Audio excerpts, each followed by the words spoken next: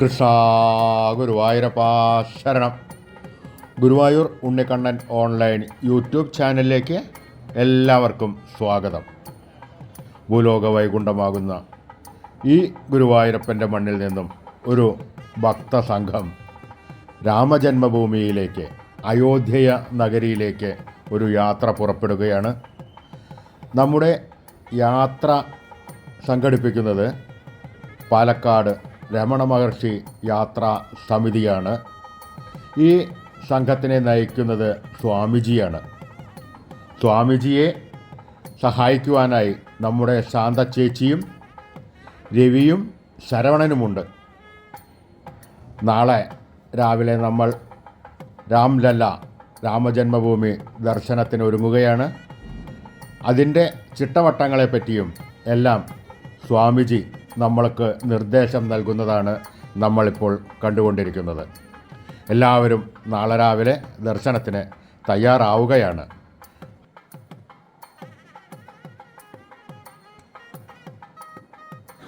അയോധ്യാപുരിയിലേക്കുള്ള നമ്മുടെ യാത്ര രാവിലെ 7 മണിയോടുകൂടി ആരംഭിച്ചിരിക്കുന്നു. നമ്മൾ അയോധ്യാപുരിയുടെ കവാടത്തിൽ എത്തിയിരിക്കുന്നു. വലിയ വാഹനങ്ങൾ ഇതുവരെ മാത്രമേ പ്രവേശനം ഉള്ളൂ. ഇനി ഇവിടുന്ന് അങ്ങോട്ട് ഏകദേശം ഒരു 4 കിലോമീറ്ററോളം ഓട്ടോറിക്ഷയിലാണ് നമ്മുടെ സഞ്ചാരം. നല്ല തിരക്കുള്ള ദിവസമാണ്. അതാ നമ്മൾ ബസ്സിൽ നിന്ന് ഇറങ്ങി ഓട്ടോ പിടിക്കുവാൻ പോകുന്നു. ഓട്ടോയിൽ കയറി ആ അയോധ്യാപുരി കണ്ട് നമ്മൾ അതാ അവിടേക്ക് യാത്രയാകുന്നു.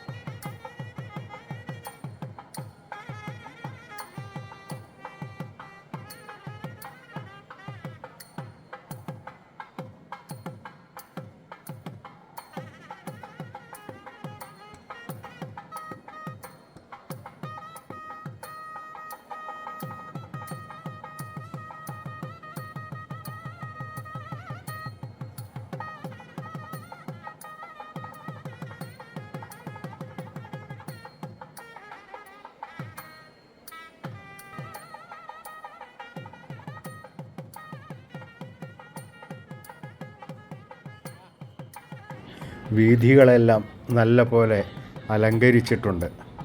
കണ്ടാൽ ഒരു പഴമ നമുക്ക് തോന്നുന്നതാണ്. ഓട്ടോറിക്ഷയിൽ നിന്നും നമ്മൾ ഇറങ്ങി അതാ നമ്മൾ യാത്ര തുടരുന്നു. നടന്നു വേണം നമുക്ക് അങ്ങോട്ടേക്ക് യാത്രയാകുവാൻ. ഏകദേശം 1 കിലോമീറ്ററോളം നമ്മൾ കാൽനടയായി നടക്കേണ്ടതാണ്.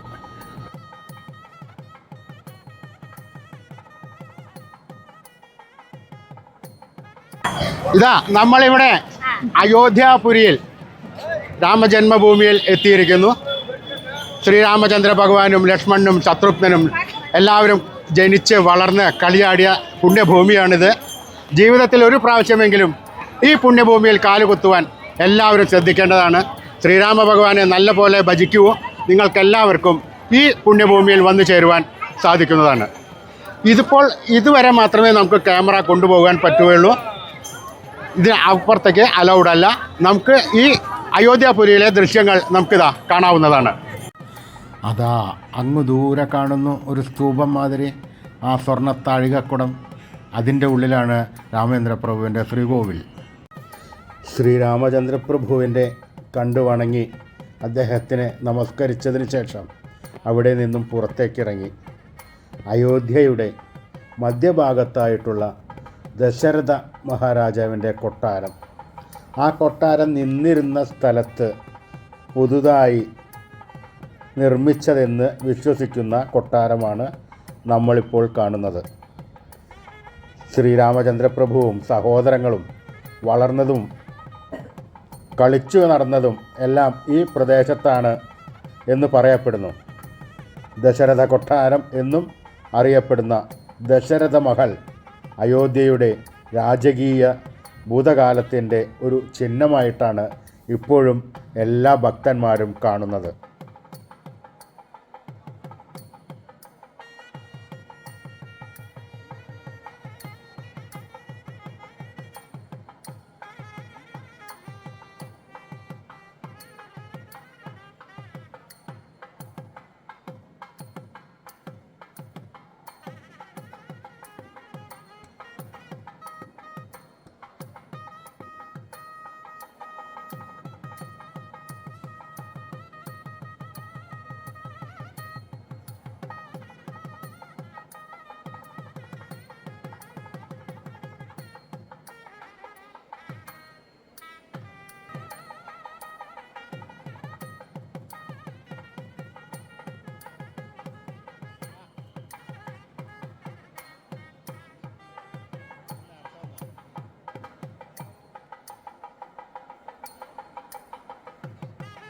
ദശരഥ മഹൽ ദർശനത്തിന് ശേഷം നമ്മൾ പോകുന്നത് കനക് ഭവൻ എന്ന മന്ദിരത്തിലേക്കാണ്. അയോധ്യയുടെ വടക്ക് കിഴക്കായി സ്ഥിതി ചെയ്യുന്ന ഏറ്റവും പ്രശസ്തമായ ക്ഷേത്രങ്ങളിലൊന്നാണ് ഇത് എന്ന് പറയപ്പെടുന്നു. ശ്രീരാമചന്ദ്ര പ്രഭുവും സീതയും വിവാഹിതരായതിനു ശേഷം ഈ കൊട്ടാരം കൈകേയി അവർക്ക് സമ്മാനിച്ചതാണെന്നും അതിനാൽ ഇത് അവരുടെ ഒരു സ്വകാര്യ കൊട്ടാരമാണെന്നും വിശ്വസിക്കപ്പെടുന്നു. പുരാണമനുസരിച്ച് യഥാർത്ഥ കനക ഭവന് കേടുപാടുകൾ സംഭവിക്കുകയും അതിനുശേഷം ദ്വാപരയുഗത്തിൽ കൃഷ്ണഭഗവാൻ തന്നെ ഇത് പുനർനിർമ്മിച്ചു എന്നും പറയപ്പെടുന്നു. മധ്യകാലഘട്ടത്തിൽ വിക്രമാദിത്യൻ ഇത് പുതുക്കി പണിതു എന്നും പറയപ്പെടുന്നുണ്ട്. കനക് ഭവൻ ദർശനത്തിന് ശേഷം അടുത്ത ക്ഷേത്രം തൊട്ടടുത്ത് തന്നെയുള്ള ഹനുമാൻ ഗർഹി ക്ഷേത്രമാണ്. ഇവിടെ ഗംഭീരമായ തിരക്കാണ് ഉള്ളത്. ഹനുമാന് വേണ്ടി എല്ലാവരും തലച്ചുമടായിട്ടാണ് ഓരോരോ വഴിപാടുകൾ കൊണ്ടുവരുന്നത്. ആ ഹനുമാൻ സ്വാമിയുടെ പാദത്തിൽ സമർപ്പിക്കാൻ തിക്കും തിരക്കുമാണ് കൂട്ടുന്നത്. അവിടുത്തെ പൂജാരിമാരെ കണ്ടാൽ തന്നെ നമുക്ക് ഹനുമാനാണോ എന്ന് സംശയം തോന്നും. അതേമാതിരിയാണ് അവരുടെ ആ പെരുമാറ്റങ്ങളും അവരുടെ ക്രിയകളും. ഇതാ നോക്കൂ അവർ ചെയ്യുന്നത്. അങ്ങനെ ഒരു വിധത്തിൽ ഞങ്ങൾ ദർശനം നടത്തി പുറത്തേക്ക് ഇറങ്ങുകയും ചെയ്തു. ഹരേ, എന്തൊരു തിരക്കാണ്! രാമരാമ, ആ ഹനുമാൻ സ്വാമിയുടെ ശൗര്യം നമുക്കെല്ലാവർക്കും അറിയാവുന്നതാണല്ലോ.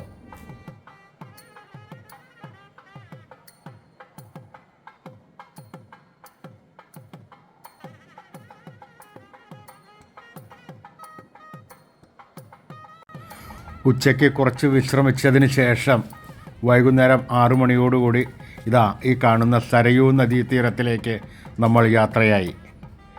സരയൂ നദിയിലും ഈ സന്ധ്യയ്ക്ക് ആരതി പതിവുണ്ട്. അതിൻ്റെ ഒരുക്കങ്ങളാണ് ഇവിടെ ഇപ്പോൾ കാണുന്നത്. സരയൂ ദേവിയെ അണിയിച്ചൊരുക്കിയിരിക്കുന്നത് കണ്ടില്ലേ?